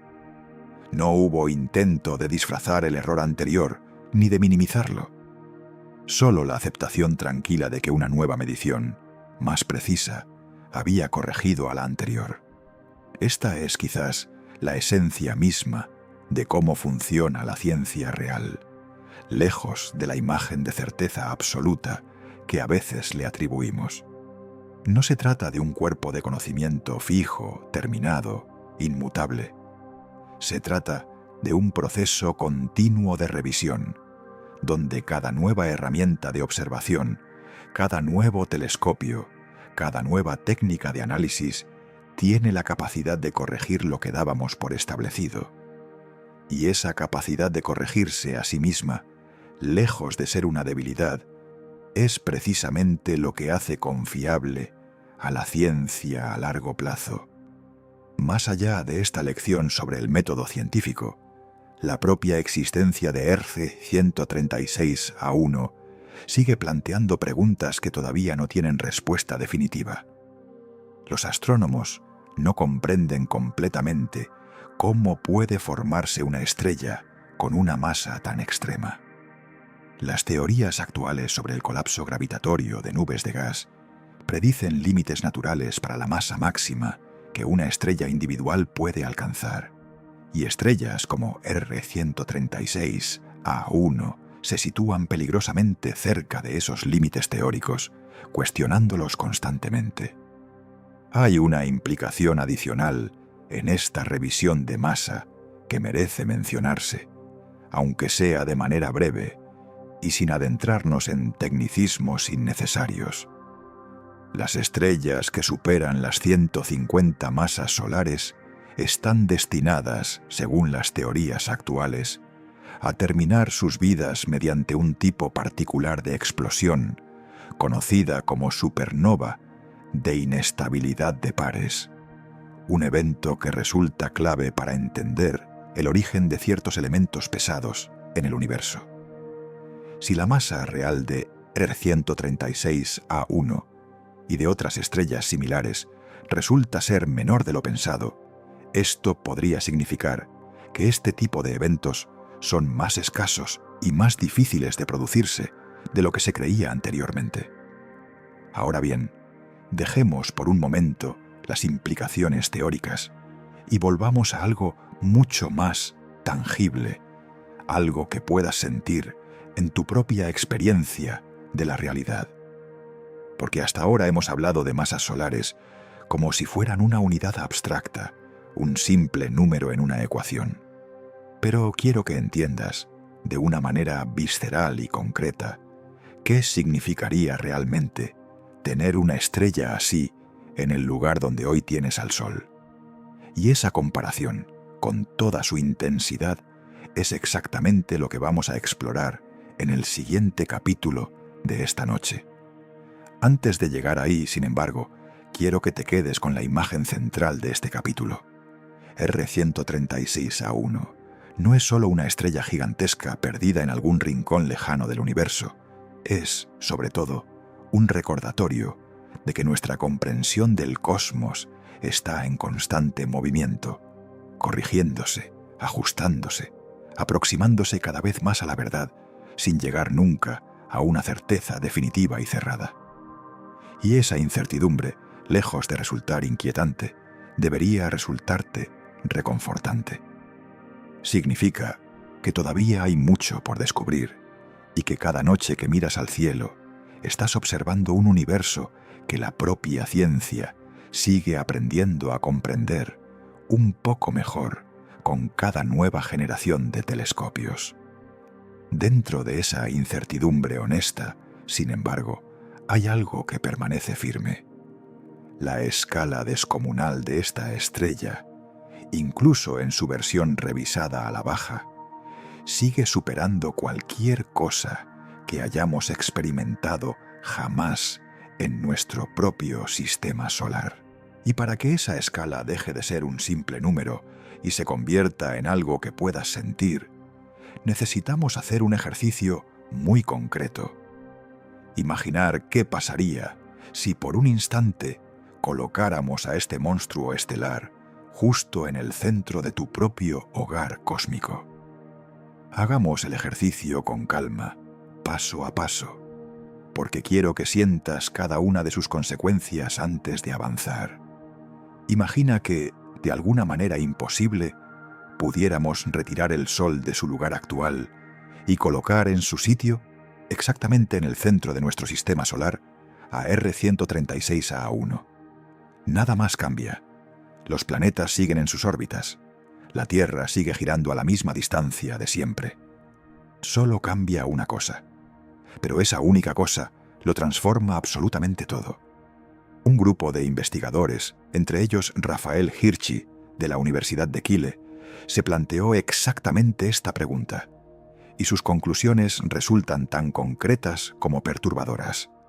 Según sus cálculos, si R136A1 ocupara el lugar de nuestro Sol, su tamaño y su masa superarían al Sol de una manera comparable a como el propio Sol supera actualmente a la luna llena en el cielo. Detente en esa comparación un momento. No estamos hablando de una diferencia moderada. Estamos hablando de una diferencia de escala completa, del mismo orden que existe entre nuestra estrella y nuestro satélite natural. Y esa diferencia de tamaño trae consigo una consecuencia inmediata sobre algo que das por absolutamente estable en tu vida cotidiana. La duración del año. Según los mismos cálculos de este equipo de investigación, la enorme masa de una estrella como R136A1 modificaría por completo el equilibrio gravitatorio de todo el sistema solar.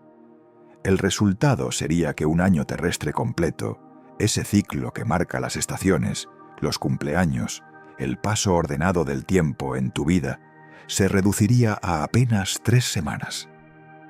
Piensa en lo que eso significaría para tu experiencia cotidiana. Habrías cumplido ya, sin darte cuenta, decenas de años en el tiempo que normalmente asocias con un solo ciclo estacional. El invierno, la primavera, el verano y el otoño se sucederían en un parpadeo, comprimidos en semanas en lugar de meses. Toda tu noción interna del tiempo, construida durante toda tu vida sobre la base de un año de 365 días, quedaría hecha pedazos frente a esta nueva realidad orbital. Pero la duración del año, por dramática que resulte esta consecuencia, no sería el problema más urgente. Hay algo mucho más inmediato, mucho más letal, que ocurriría casi al instante de este intercambio hipotético. Una estrella con la masa y la temperatura de R136A1 emite una cantidad de radiación ultravioleta muchísimo mayor que la de nuestro Sol actual. Y esa radiación, según los propios investigadores que hicieron este cálculo, bañaría la Tierra con una intensidad tan extrema que haría imposible la vida en nuestro planeta tal como la conocemos. No hablamos de un simple aumento en la temperatura ambiental, del tipo que podrías notar poniéndote protector solar con más frecuencia. Hablamos de un nivel de radiación ultravioleta capaz de desestabilizar por completo la química que sostiene la vida tal y como existe en la Tierra. La atmósfera, los océanos, cada organismo vivo que conoces, todo quedaría expuesto a un bombardeo energético para el que ningún mecanismo biológico terrestre está preparado. La vida, en esas condiciones, simplemente no tendría espacio para sostenerse. Quiero que notes algo importante en este ejercicio mental, porque conecta directamente con la honestidad epistémica que hemos mantenido durante toda esta noche. Esto no es un escenario que esté ocurriendo en algún lugar concreto del universo, ni una amenaza real para tu vida cotidiana. Es un experimento imaginario, diseñado por científicos serios, precisamente para ayudarnos a comprender, de una manera intuitiva, lo que significan cifras como 170 a 230 masas solares, cuando se traducen a consecuencias tangibles y físicas. Y aquí aparece de nuevo esa corriente de fondo que hemos sostenido a lo largo de todo este recorrido. Lo aterrador de esta comparación no reside en un peligro real e inminente para ti. Reside en la escala misma de lo que estamos describiendo, en la manera en que una sola estrella, con una masa suficientemente extrema, puede reescribir por completo las reglas básicas de un sistema planetario entero. Es asombro, no amenaza. Es perspectiva, no pánico. Hay algo reconfortante, de hecho, escondido dentro de este ejercicio aparentemente inquietante. El sol que efectivamente tienes, el que sale cada mañana sobre tu horizonte, no es un monstruo de 170 masas solares. Es una estrella modesta, estable, tranquila, exactamente del tamaño necesario para sostener miles de millones de años de vida en tu planeta sin destruirla en el proceso. La comparación con R136A1 no debería hacerte temer al cielo. Debería hacerte apreciar, con una gratitud renovada, la estrella particular y afortunada que efectivamente te tocó en suerte. Así que llevemos esta reflexión un paso más allá, porque todavía queda un giro más en este viaje, quizás el más contraintuitivo de todos. Hasta ahora hemos hablado de fábricas de estrellas ubicadas en regiones relativamente pacíficas de sus respectivas galaxias, alejadas de cualquier fuerza gravitatoria verdaderamente extrema. Pero existe un lugar donde el nacimiento estelar ocurre justo al borde de la fuerza más violenta que conoce el universo, las inmediaciones de un agujero negro supermasivo. Y contra toda intuición, ese entorno hostil no impide el nacimiento de nuevas estrellas. De alguna manera lo hace posible. Viajemos ahora hacia el lugar más extremo de toda esta historia, uno que se encuentra mucho más cerca de nosotros de lo que imaginas, escondido en el propio corazón de nuestra galaxia.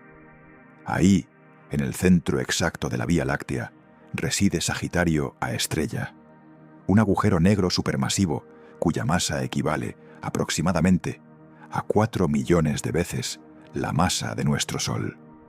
Concentrada, además, en un espacio relativamente reducido, generando un pozo gravitatorio tan profundo que ni siquiera la luz puede escapar de él una vez cruza cierto límite.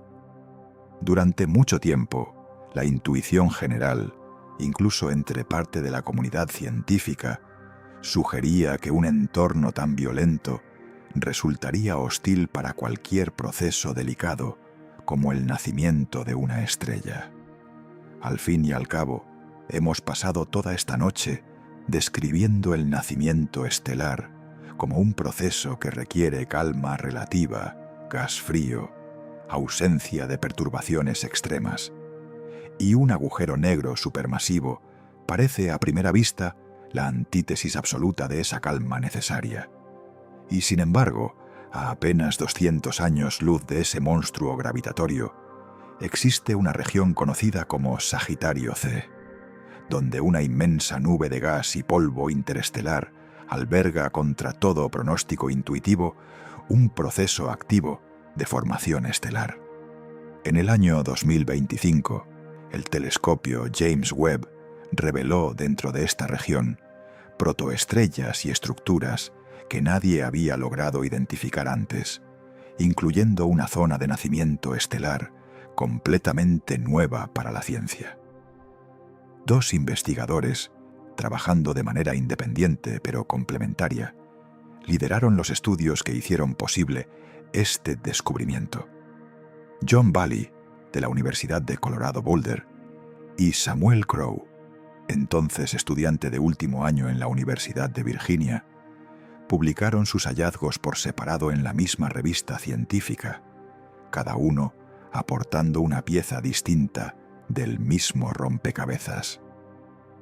El propio Crowe describió este entorno extremo del centro galáctico como un lugar fascinante para poner a prueba las teorías tradicionales sobre la formación de estrellas.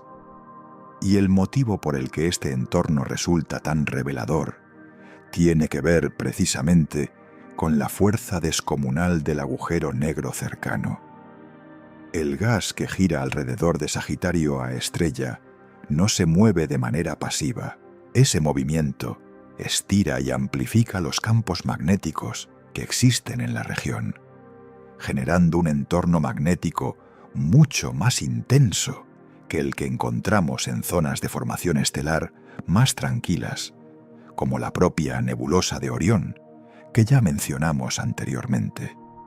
Este campo magnético extremo, lejos de destruir por completo la posibilidad de que nazcan nuevas estrellas, parece moldear el proceso de una manera distinta, dando forma a estructuras alargadas y filamentosas de gas dentro de Sagitario C, muy diferentes de las columnas relativamente uniformes que observamos en regiones con campos magnéticos más débiles.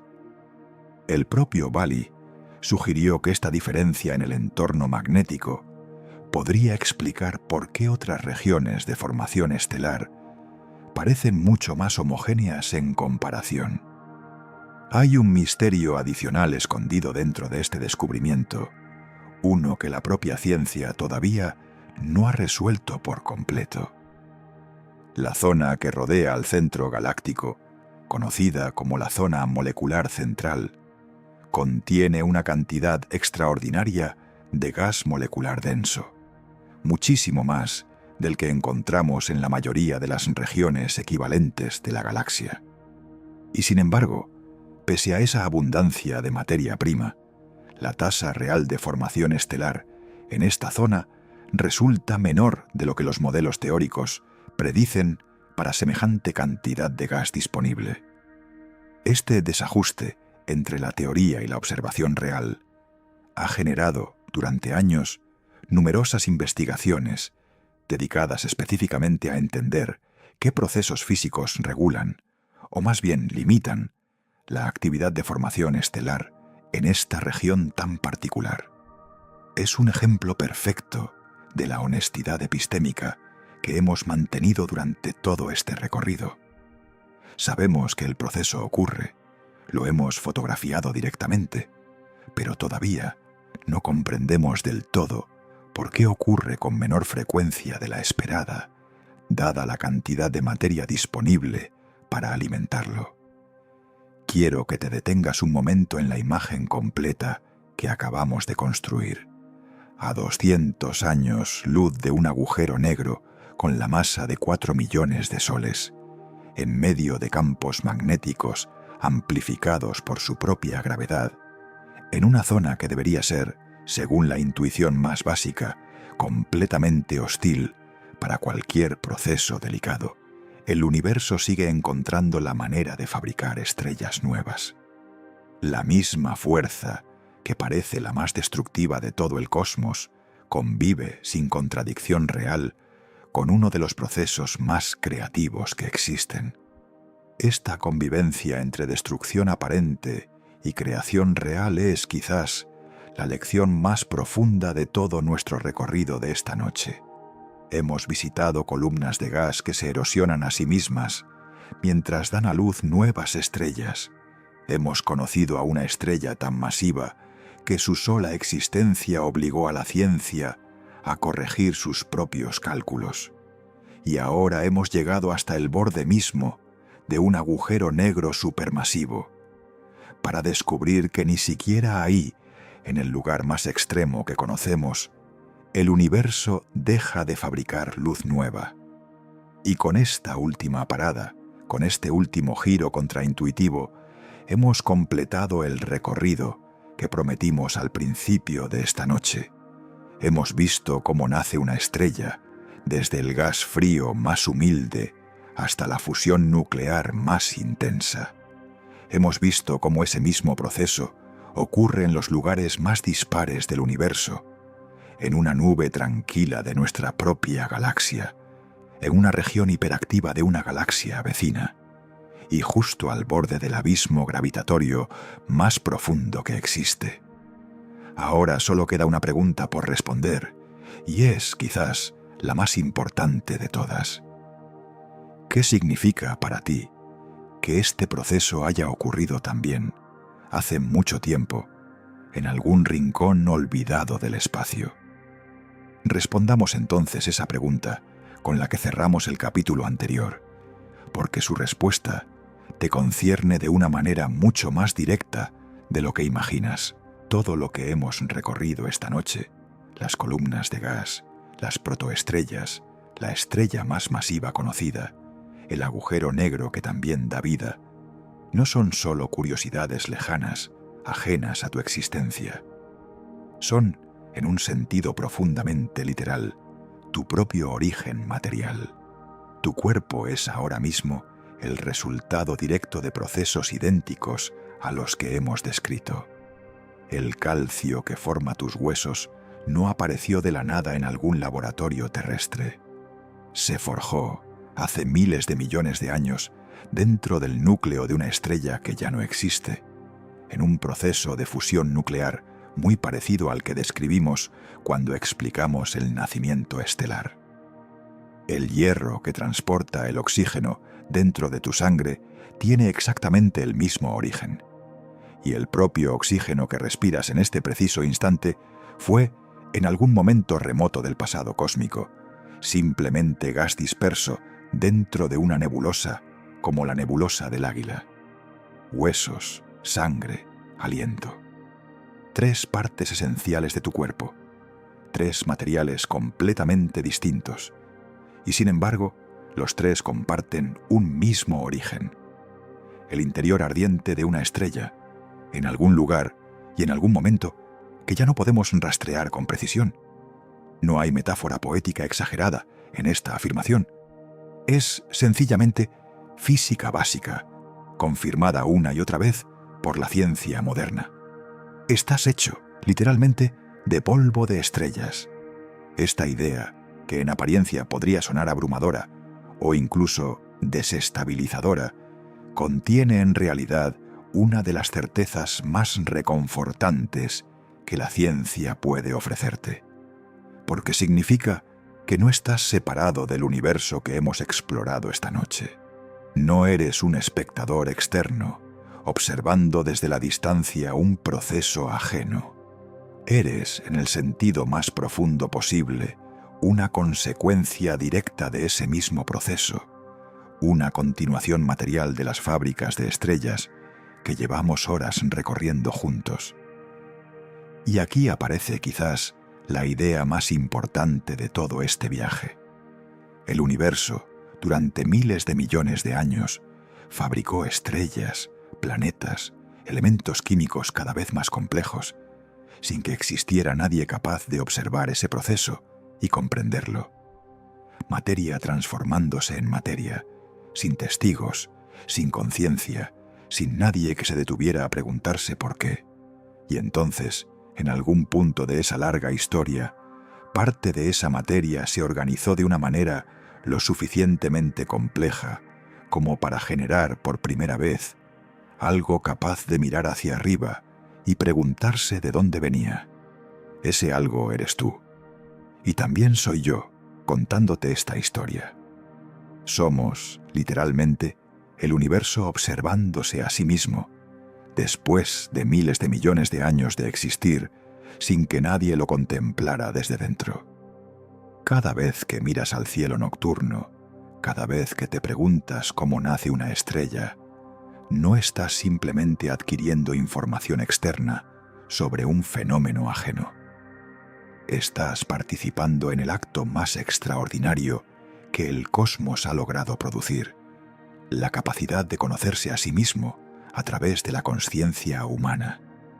Hay algo profundamente humilde en esta reflexión y al mismo tiempo algo profundamente esperanzador.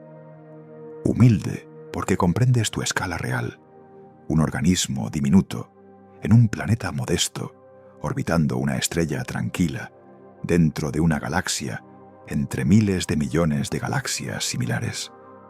Pero esperanzador, porque esa misma pequeñez convive con un privilegio extraordinario, la capacidad de comprender, aunque sea parcialmente, el proceso que te dio origen. Ninguna otra estrella, ninguna otra nube de gas puede hacer eso por sí misma.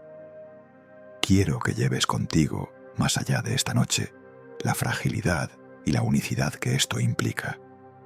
La consciencia humana, capaz de reconstruir mentalmente el nacimiento de una estrella a miles de años luz de distancia, es, hasta donde sabemos, un fenómeno extremadamente raro dentro de la inmensidad del universo. Cuidarla, sostenerla, protegerla, tanto en ti mismo como en quienes te rodean, es quizás la responsabilidad más importante que se deriva de todo lo que hemos aprendido esta noche. Así que la próxima vez que salgas al exterior y mires hacia el cielo nocturno, quiero que recuerdes todo lo que hemos recorrido juntos. Esos puntos de luz aparentemente inmóviles no son un decorado fijo, sino el resultado visible de procesos violentos y hermosos, sostenidos durante millones de años. Algunos de ellos ya podrían no existir tal como los ves, y sin embargo, su luz sigue viajando hacia ti, como un mensaje paciente desde el pasado. Y en algún rincón de esa misma inmensidad, ahora mismo, otra estrella está naciendo. Recuerda también que tu propio cuerpo guarda, en cada átomo de calcio, en cada molécula de hierro, en cada respiración de oxígeno, el eco directo de una fábrica estelar como las que hemos visitado esta noche. No necesitas viajar 160.000 años luz para tocar ese origen. Ya lo llevas contigo en cada latido, en cada respiración, en cada instante de tu existencia cotidiana. Eres, sin exagerar ni una sola palabra, una pequeña porción del universo, organizada de tal manera que puede maravillarse de sí misma. Que esta certeza te acompañe mientras cierras los ojos esta noche. Que la inmensidad que hemos recorrido juntos no te haga sentir pequeño de una manera incómoda, sino acompañado, parte de algo mucho más grande y antiguo que cualquier preocupación cotidiana. El universo tardó miles de millones de años en producir algo capaz de contarte esta historia y algo capaz de escucharla. Buenas noches y que tus sueños alcancen las estrellas.